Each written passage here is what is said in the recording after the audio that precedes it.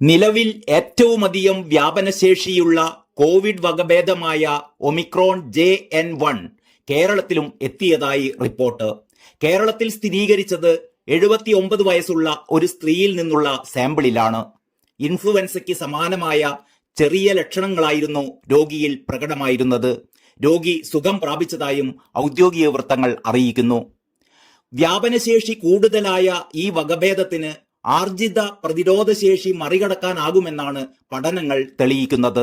അതായത് വാക്സിനിലൂടെയോ ഒരിക്കൽ രോഗം വന്നതുകൊണ്ടോ ആർജിച്ചെടുത്ത പ്രതിരോധശേഷിയെ JN1 മറികടക്കുന്നു എന്നാണ് IMA Kerala research cell chairman doctor Rajeev Jayadevan പറയുന്നത്.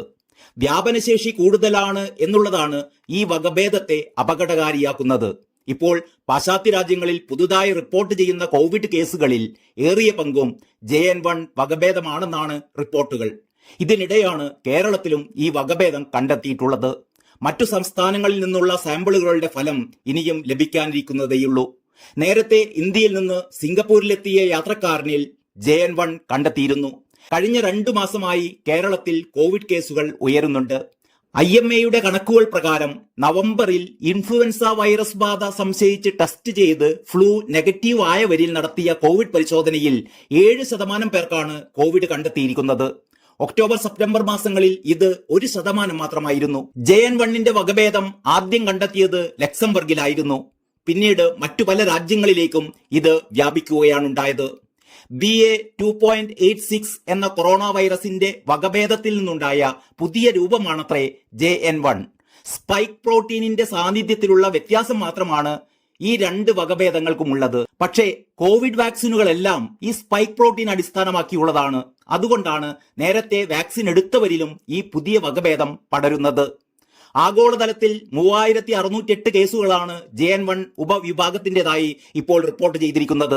ഇതിൽ കൂടുതലും യൂറോപ്പിലും വടക്കേ അമേരിക്കയിലുമാണ്. ഇതിനിടെ കോവിഡ് ബാധിച്ച് 2 മരണവും കേരളത്തിൽ സ്ഥിരീകരിച്ചിട്ടുണ്ട്. കോഴിക്കോട് വട്ടോളി കുന്നുമ്മൽ സ്വദേശി കുമാരൻ, കണ്ണൂർ പാനീരിൽ പാലക്കണ്ടി അബ്ദുള്ള എന്നിവരാണ് മരിച്ചത്.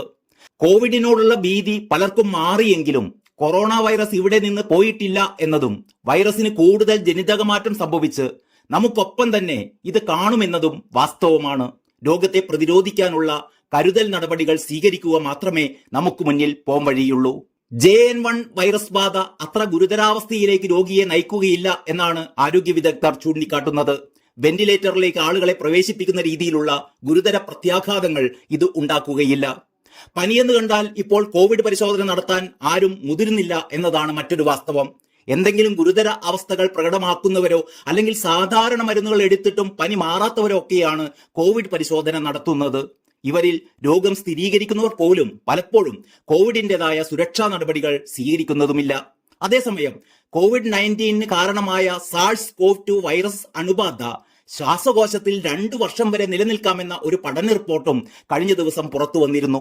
നേച്ചർ ഇമ്മ്യൂണോളജി ജേർണലിലാണ് ഈ പഠന റിപ്പോർട്ട് പ്രസിദ്ധീകരിച്ചത്. അണുബാധയ്ക്ക് ശേഷം 18 മാസം വരെ ചില വ്യക്തികളുടെ ശ്വാസകോശത്തിൽ SARS-CoV-2 എന്ന വൈറസ് കാണപ്പെടുന്നു എന്ന് മാത്രമല്ല, പ്രതിരോധശേഷി ഇവരിൽ കുറയുന്നതുമായി ബന്ധപ്പെട്ടിരിക്കുന്നു എന്നും ഗവേഷകർ പറയുന്നു. News desk Kerala life.